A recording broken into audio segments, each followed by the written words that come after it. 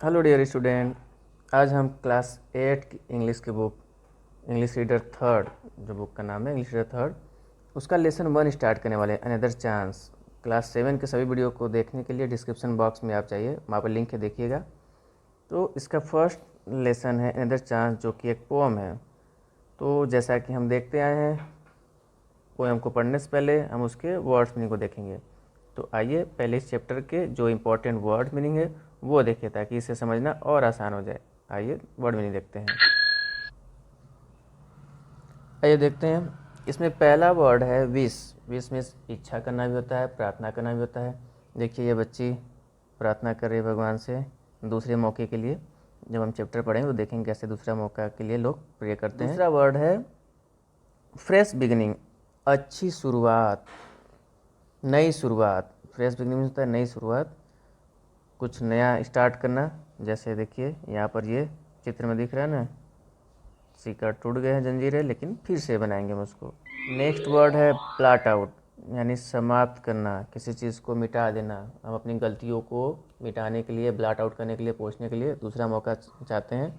जैसे यहाँ इस चित्र में देखिए, जैसे ये इस सूर्य को इस चाँद ने पूरी तरह से ढक लिया है, समाप्त कर दिया है सूर्य को। नेक्स्ट वर्ड है मिस्टेक।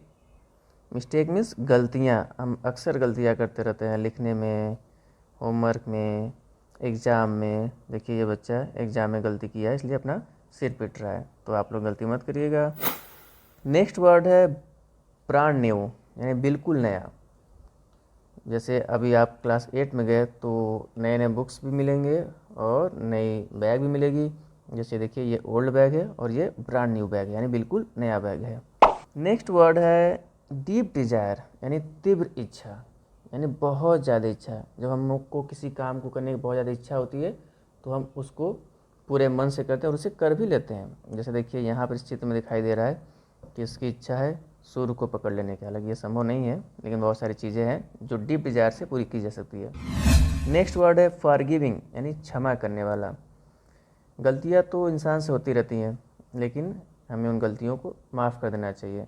देखिए इसमें इस गलती को माफ़ करके दोनों ने एक दूसरे को गले लगाया हुआ है। नेक्स्ट वर्ड है ऐड। ऐड मीन्स होता है जोड़ना। क्लास 7 में, 6 में, 5 में आपने जोड़ दो सीखा होगा। ऐड मीन्स जोड़ना।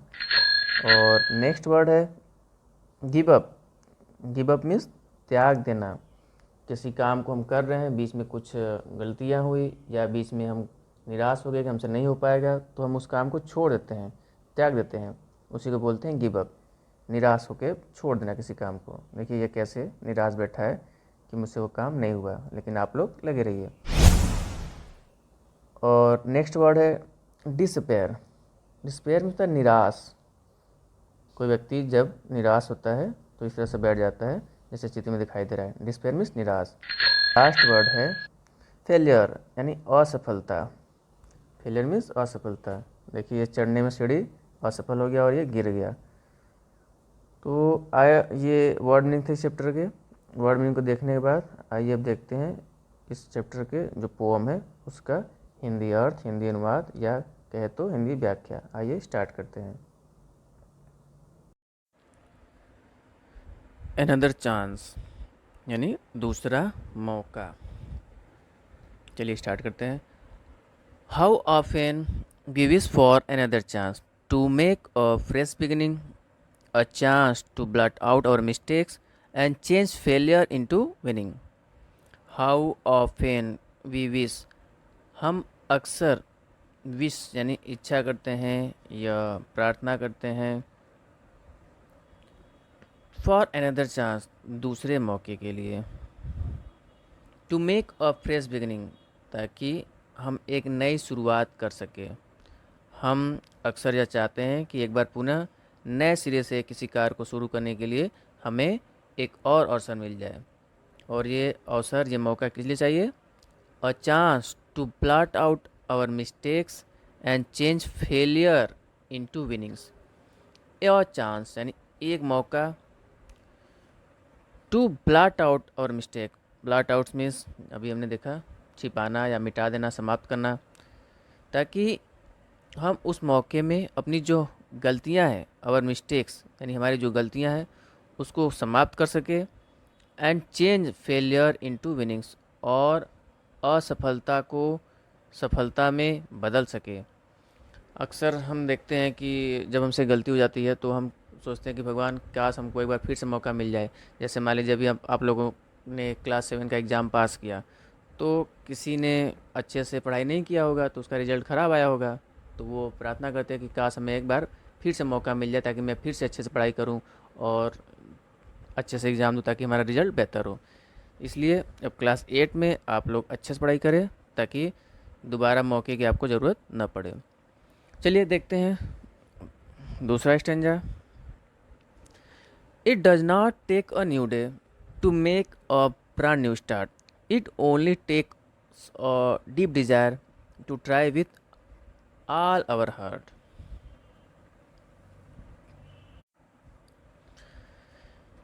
It does not take a new day to make a brand new start यानी ब्रांड न्यू स्टार्ट यानी नई शुरुआत।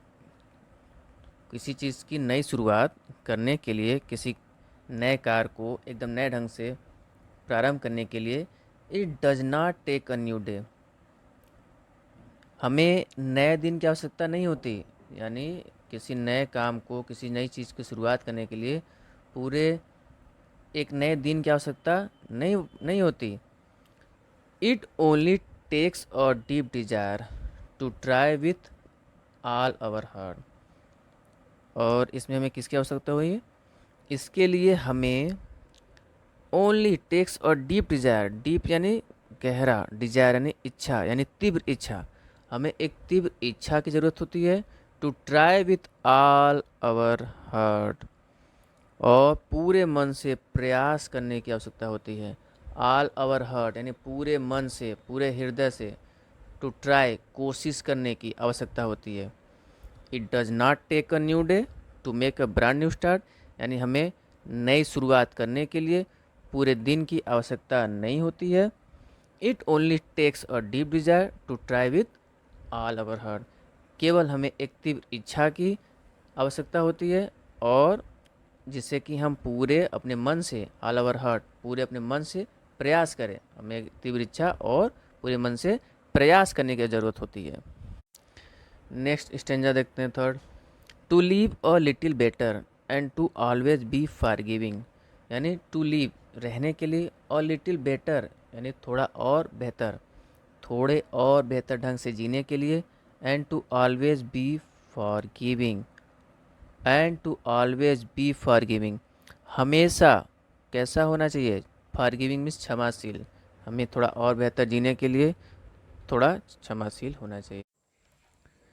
And to add a little sunshine to the world in which we are living, और to add a little sunshine थोड़ा सा हमें इसमें sunshine यानी जो रोशनी है वो ऐड करना चाहिए। टू द वर्ल्ड उस संसार में, इन विच वी आर लिविंग उस संसार में जिसमें हम रह रहे हैं, यानी एक बेहतर जीवन जीने के लिए हमें इस संसार में जिसमें हम रहते हैं थोड़ी सी खुशियों की और रोशनी, थोड़ा खुशियाँ, जो खुशियाँ होती है उसकी रोशनी फैला सकते हैं। जो सनशाइन है, रोशनी है वो। लास्ट देखते हैं।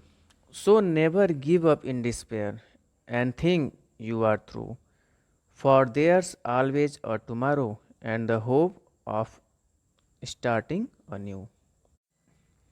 So never give up in despair इसलिए कभी भी गिव अप इन डिस्पेयर यानी निराशा में कभी भी किसी चीज़ को त्यागो मत, उम्मीद मत छोड़ो। गिव अप यानी छोड़ना, त्यागना, उम्मीद ना छोड़ो। एंड थिंक और ऐसा सोचो, you are through, you are through means होता है कि कोई व्यक्ति किसी कार्य को समाप्त करे। Someone finished, someone has finished और कंप्लीटेड योर टास्क, एक्टिविटी। तो अनथिंक और सोचो कि आप उस परिस्थिति से पार पा सकते हो, यानी आप उस कार्य को समाप्त कर सकते हो। फॉर देयर्स क्योंकि, always a tomorrow, for there's always a tomorrow क्योंकि हमेशा और टुमारो यानी आने वाला कल, हमेशा आने वाला कल होता है। And the hope of starting a new, और क्या होती है आपके साथ, होप यानी उम्मीद होती है आप स्टार्टिंग अ न्यू, किसी नए काम को स्टार्ट करने के लिए, किसी नए चीज़ की शुरुआत करने के लिए आपके पास वो होप, वो उम्मीद रहती है। और हमेशा किसी चीज़ को करने के लिए अगला दिन आता है। तो कभी किसी दिन कोई चीज़ गलत हो गया, कुछ मिस्टेक हो गया, कुछ त्रुटि रह गई, तो आप डिस्पेयर ना हो, निराश ना हो, और हमेशा प्रयास करते रहें, अगली प्रयास करते रहें। इस पोएम को लिखा था हेलन स्टेनर राइस ने। यहाँ पर यह पोएम ख़त्म होती है। मिलते हैं नेक्स्ट वीडियो में इसके जो कंप्रीहेंशन क्वेश्चंस हैं उसके आंसर के साथ, जो वर्ड पावर है ये देखेंगे, और इसके जो राइमिंग वर्ड्स का क्वेश्चन है ये सब चीज़ देखेंगे। मिलते हैं नेक्स्ट वीडियो में। Thank you so much.